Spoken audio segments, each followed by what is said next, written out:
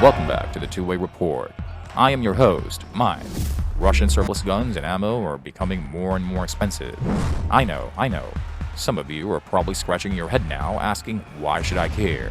On the surface, this doesn't sound like a big deal, as there is no shortage of firearms and ammo in the US. Tens of thousands of guns and millions of bullets are being made every month by firearms manufacturers, both local and foreign. So, what if Russian guns are getting expensive? It isn't like you're missing out on some of the best deals on guns and ammo if you don't buy anything Russian-made, is it? If you've never purchased a single Russian surplus gun or any Russian brand of ammo before, then I think you might have missed out. They may not be the best deals you can find, as the best deals are typically found at SHOT Show, but Russian surplus gun deals are still really good, not to mention SHOT Show only takes place in January of every year. But I digress. Russian surplus guns have been a topic of interest among firearms enthusiasts and collectors for many years. These firearms are often highly sought after due to their uniquely Russian design and construction, historical significance, and availability. That is, they used to be some of the most affordable surplus guns on the used market, but not anymore. I'll talk more about this later, but for now, let's take a quick look at the most popular Russian surplus gun models. These guns have a rich history dating back to the early 20th century. During this time, the Russian Empire was engaged in a number of conflicts including World War I, World War II, and the Russian Civil War. As a result, the country produced a vast number of firearms to equip its soldiers and militias. After the fall of the Soviet Union, many of these surplus firearms were exported to other countries. Today, they are available on the international market and are highly prized by collectors and enthusiasts alike. One of the most popular Russian surplus guns is the Mosin-Nagant rifle. This bolt-action rifle was used by the Russian military from 1891 to 1945 and was later used by other countries as well. It utilizes a 7.62x54 rimmed cartridge that falls in between the .308 round and the .303 rimmed British round in terms of power and appearance. With its 5-shot capacity, this rifle can effectively take down anything from groundhogs and rock chucks to elk, moose, and grizzly bears at extended ranges.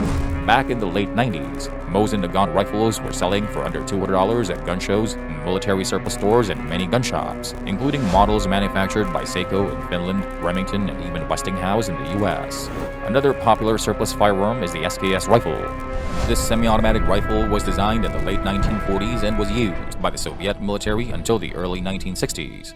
It is known for its reliability and simplicity and is a great option for hunting whitetails and groundhogs at distances of up to 200 yards.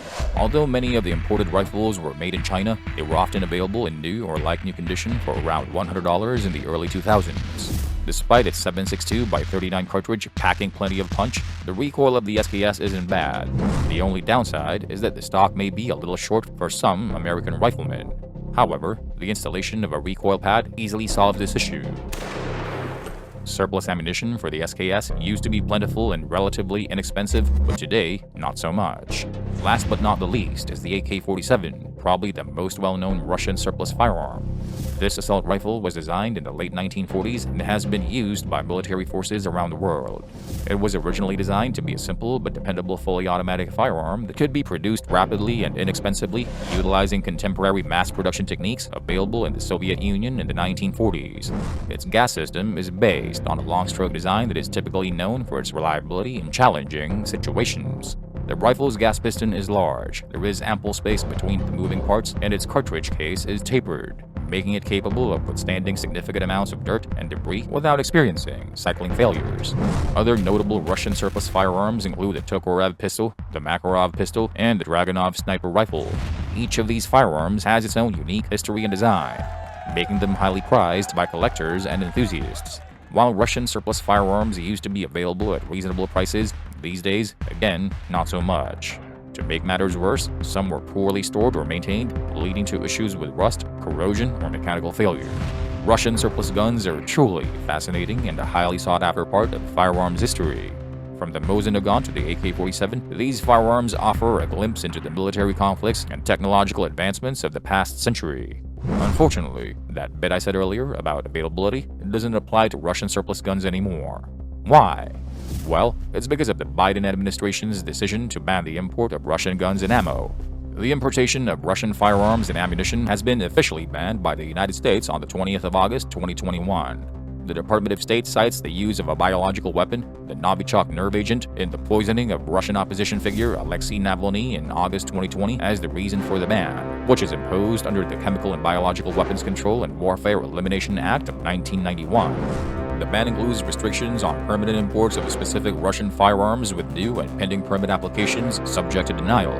The Export Control Reform Act of 2018 also imposes additional Department of Commerce export restrictions on nuclear and missile-related goods and technology. Although Russian firearms imports were already restricted, the ban mostly affects ammunition.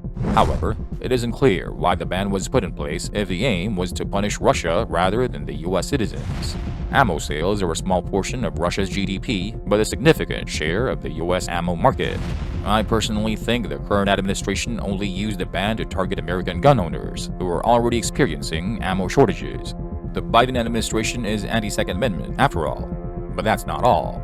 Even before that, way back 2014, the U.S. government imposed sanctions on the Russian Federation, following the annexation of Crimea and involvement in the Ukrainian conflict.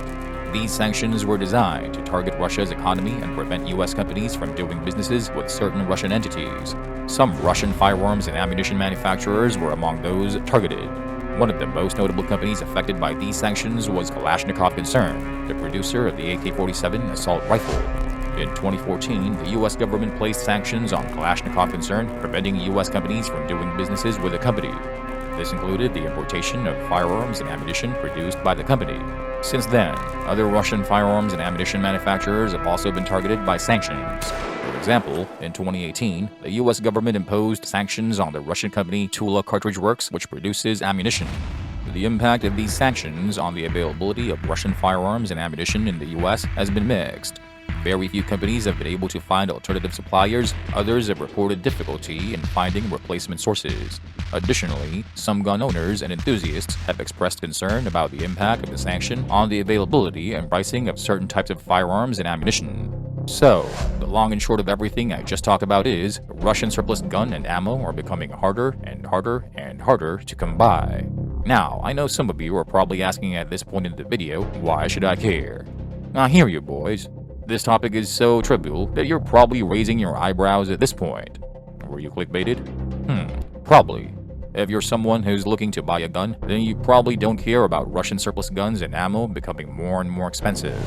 But if you own a Russian gun and you're looking to sell it, then suddenly, this video is a godsend. That Mosin Nagant you purchased 10 years ago probably already costs 4 times as much today. But, should you sell your Russian gun?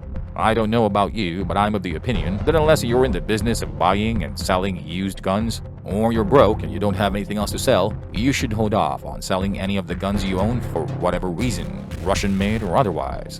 And that's all the time I have for you today. Admittedly, there's so much more to these guns than we can possibly fit in an 8-minute video.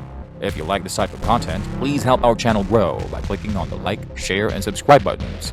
Thanks, and have a good one.